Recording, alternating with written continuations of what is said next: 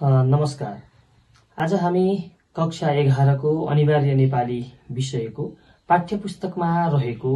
वासुदेव त्रिपाठीद्वारा रचित वीर पुर्खा कविता लिएर उपस्थित भएका छौं।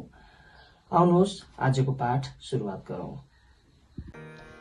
कुन पहाडले कुन खोलाले तिम्रो गति छेके थियो र, वीर पुर्खा कुन आधीले तिम्रो यात्रा रोके थियो र, गरुडको झैं वेग तिम्रो कुन आकाशले बाँध्न सक्यो, पौरखले रच्यौ नेपाल पहाड तराई जुट्न सक्यो, पौरखले रच्यौ नेपाल पहाड तराई जुट्न सक्यो, पूर्व टिस्टा तिमीलाई सम्झी अझै रुन्छ होला, पश्चिम रावी तिम्रो अझै रक्तधारा धुन्छ होला, कागडा र कलङ्गाको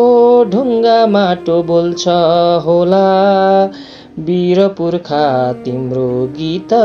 गङ्गाभरि गुच्छ होला, वीर पुर्खा तिम्रो गीत गङ्गाभरि गुच्छ होला, डिगर चामा डोब तिम्रो चिसो हिउँ भित्र होला, बेत्रावती किनारभरि पौरखको चिनो होला,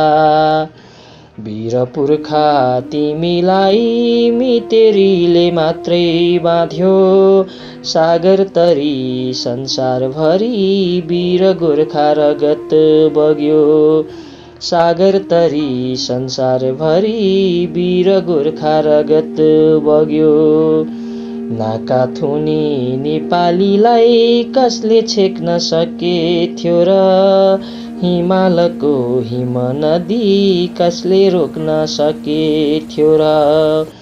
वीर पुर्खा तिम्रै रगत नेपालीका नसाभरि, उही गीत उही गौरव चन्द्र सूर्य ध्वजाभरि, उही गीत उही गौरव चन्द्र सूर्य ध्वजाभरि।